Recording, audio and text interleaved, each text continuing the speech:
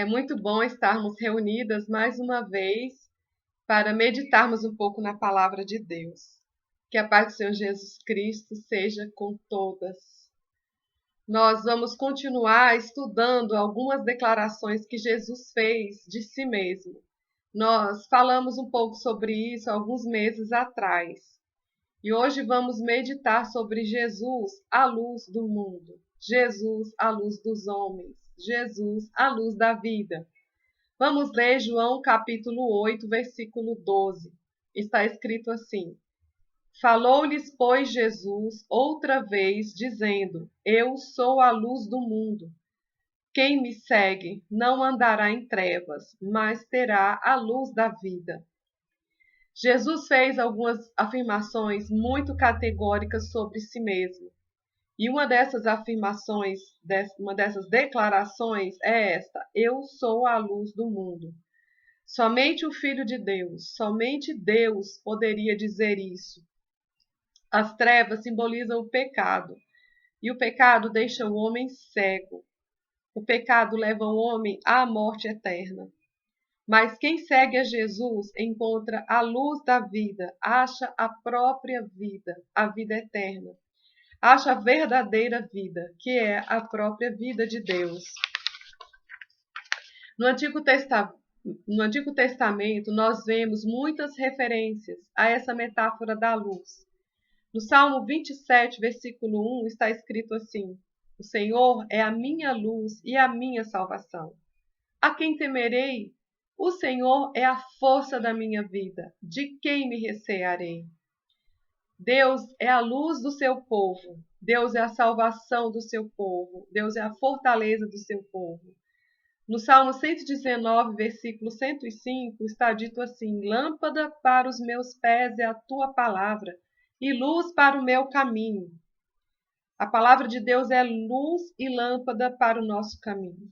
Então, Deus é a luz do seu povo, e a sua palavra também é luz e lâmpada para o nosso caminho. No Salmo 4, versículo 6, está escrito assim: Muitos dizem: Quem nos mostrará o bem? Senhor, levanta sobre nós a luz do teu rosto. Numa outra tradução, quem nos dará a conhecer o bem? Faze resplandecer sobre nós a luz do teu rosto. O salmista aqui anseia em saber o que é o bem, em conhecer o que é reto, puro, verdadeiro. E ele pergunta: quem nos ensinará isso? Quem nos ensinará o que é reto, o que é puro, o que é verdadeiro? Quem nos ensinará o bem? E a resposta é: Senhor, que possamos conhecer, ver a luz do teu rosto. Isso significa dizer: Senhor, nós precisamos te conhecer, saber quem tu és, saber da tua santidade, da tua verdade. Porque se nós te conhecermos, conheceremos o que é o bem, o que é puro, reto e justo. Então, Deus é a luz e a salvação do seu povo. A palavra de Deus é lâmpada e luz para nós. E conhecer a Deus é encontrar a luz que nos faz entender a verdadeira justiça, santidade, retidão. Senhor, mostra-nos a luz do teu rosto. No Salmo 89, versículo 15, está escrito assim: Bem-aventurado o povo que conhece o som alegre. Andará, ó Senhor, na luz da tua face. O povo que conhece o Senhor andará na luz da face de Deus. Que linda expressão! E esse povo que conhece o Senhor, que anda na luz da face de Deus, é um povo festivo, é um povo alegre. Na outra tradução diz assim: bem-aventurado o povo que conhece os vivas de júbilo. Então é um povo festivo. Quem anda na luz da presença de Deus, esse é um povo bem-aventurado e feliz.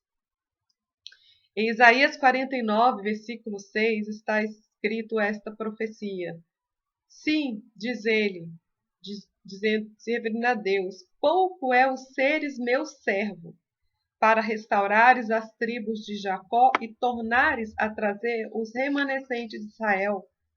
Também te dei como luz para os gentios, para seres a minha salvação até a extremidade da terra. Nesta profecia de Isaías, o servo do Senhor é apontado como a luz para os gentios. Não somente o servo do Senhor restauraria Israel, mas seria luz para os gentios. Numa outra profecia de Isaías, registrada no capítulo 9, versículos 1 e 2 do seu livro, está escrito assim: Contudo, não haverá mais escuridão para os que estavam aflitos.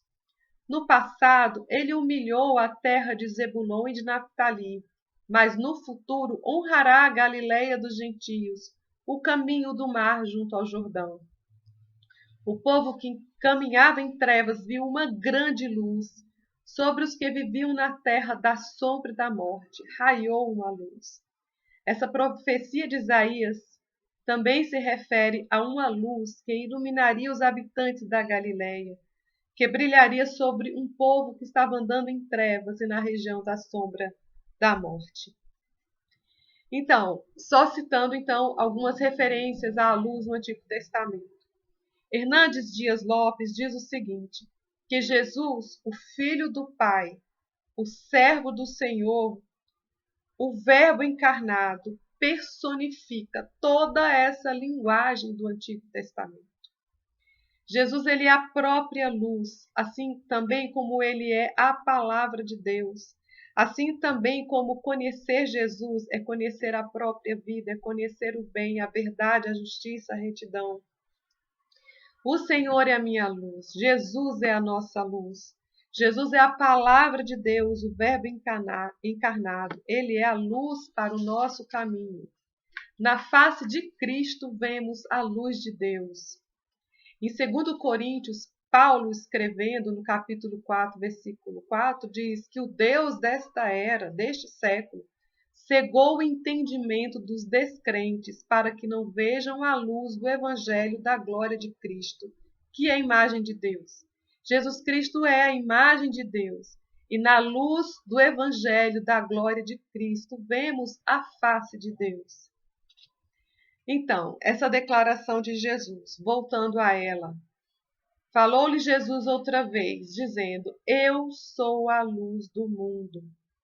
Quem me segue andará em trevas, mas quem me segue não andará em trevas, mas terá a luz da vida. Eu sou a luz do mundo. Quem me segue não andará em trevas, mas terá a luz da vida. Ainda citando Hernandes Dias, ele diz o seguinte, que sem Jesus o mundo está mergulhado em densas trevas. Sem Jesus prevalece a ignorância espiritual. Sem Jesus as pessoas estão cegas e não sabem para onde vão. Sem Jesus as pessoas caminham para as trevas eternas. Contudo, para aqueles que seguem a Jesus, haverá a luz da vida. Esses terão a luz da verdade, a luz da sabedoria, a luz da santidade, a luz que conduz à verdadeira felicidade, à verdadeira paz. Jesus é um guia fiel e verdadeiro que nos conduzirá já nesta vida, na jornada desta vida, a passos verdejantes, a águas de descanso, nos guiará à presença eterna do Pai. É muito comum hoje, nos nossos dias, essa expressão de estar seguindo as pessoas nas redes sociais. E muitos seguem a muitos, não é? E Jesus fala assim, que quem me segue não andará em trevas. Amadas, nós precisamos então seguir o nosso Mestre com muito mais afinco, com muito mais dedicação do que se tem seguido pessoas nas redes sociais.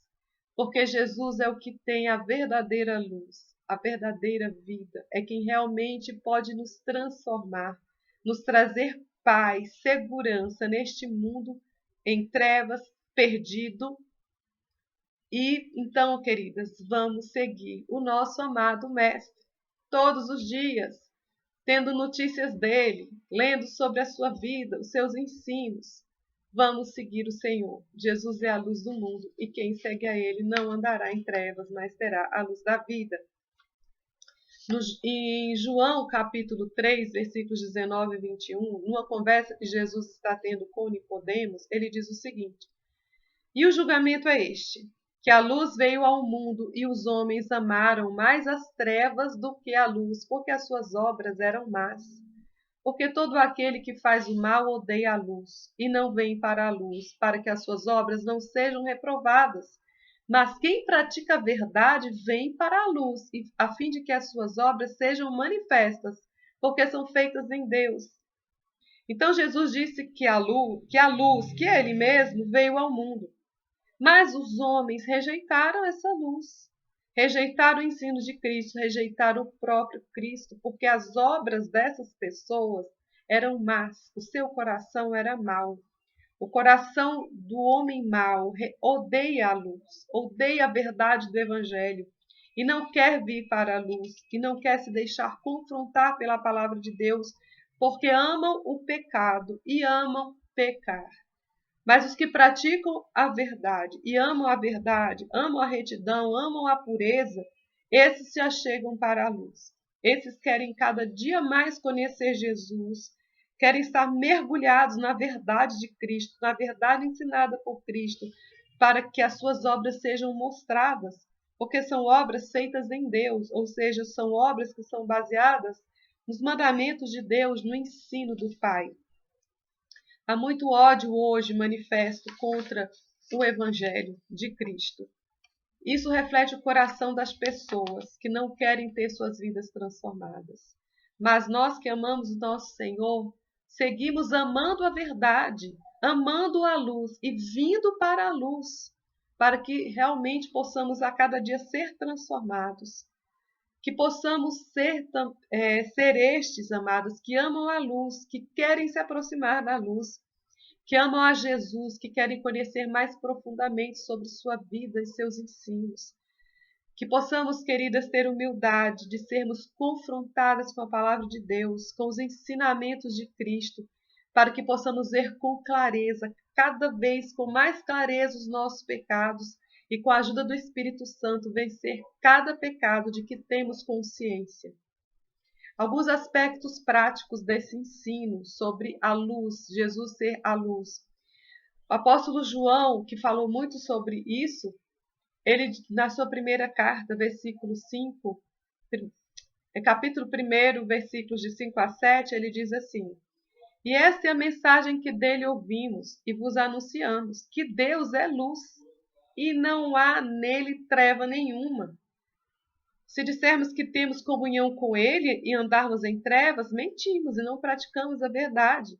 Mas se andarmos na luz como ele está na luz, temos comunhão uns com os outros. O sangue de Jesus Cristo, seu Filho, nos purifica de todo pecado. Então, é uma afirmação categórica. Deus é luz. Em Deus não há nenhum pecado. Não há trevas em Deus.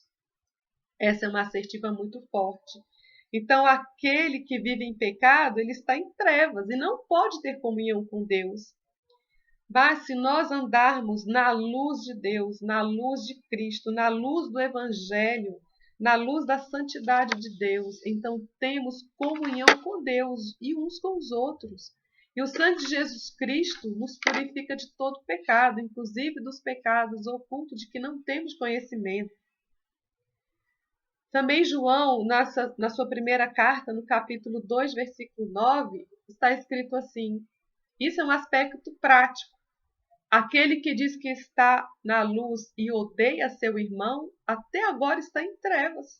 Aquele que ama seu irmão está na luz, e dele não há escândalo. Mas aquele que odeia seu irmão está em trevas e anda em trevas, e não sabe para onde deva ir, porque as trevas lhe cegaram os olhos. Então, quem está na luz de Cristo ama a seu irmão, perdoa a seu irmão, ajuda a seu irmão. Quem odeia seu irmão está em trevas, está em pecado. Esse é um parâmetro muito claro. Nós devemos nos amar, perdoar, ajudar uns aos outros. E assim manifestamos o amor de Cristo, manifestamos que estamos na luz de Cristo, cumprindo os seus ensinamentos, os seus mandamentos. Paulo, escrevendo aos Efésios, no capítulo 5, versículos de 8 a 14, eu vou ler esse trechinho um pouco mais extenso. Fala assim: porque noutro tempo erais trevas, Essa era a nossa situação. Nós estávamos em trevas, estávamos em pecado. Mas agora sois luz no Senhor. Andai, então, como filhos da luz. Mas agora nós temos a luz de Cristo. Devemos, portanto, andar como filhos da luz. Porque o fruto da luz consiste em toda a bondade, justiça e verdade, fazendo o que é agradável ao Senhor. E não sejais cúmplices nas obras infrutíferas das trevas, antes, porém, reprovai-as. Esse é um trecho muito importante da palavra de Deus, porque Paulo nos exorta a não sermos participantes nem cúmplices das obras infrutíferas das trevas, das obras do pecado. Não aceitarmos o que é pecado, antes reprovarmos o que é pecado, o que faz parte das obras infrutíferas das trevas. Porque o que eles fazem em oculto, o só referir é vergonha. Mas todas estas coisas se manifestam, sendo condenadas pela luz, porque a luz tudo manifesta. Por isso diz: desperta, tu que dormes, levanta-te dentre os mortos, e Cristo te esclarecerá. Então, se alguém está em trevas, nessa situação que o apóstolo aqui fala de dormir, se você está em trevas, levanta-te, vá a Cristo e Ele vai te esclarecer. Então, resumindo, Paulo está dizendo que somos luz no Senhor, porque nós mesmos somos a luz do mundo, segundo as próprias palavras de Jesus. E devemos então nos comportar como filhos da luz e não filhos das trevas. Devemos fazer o que é agradável a Deus. Paulo diz que o fruto da luz consiste em toda bondade, justiça segundo os critérios de Deus, claro, verdade também segundo os critérios bíblicos. Não podemos ser participantes das obras infrutíferas das trevas, mas devemos, com veemência, reprová-las.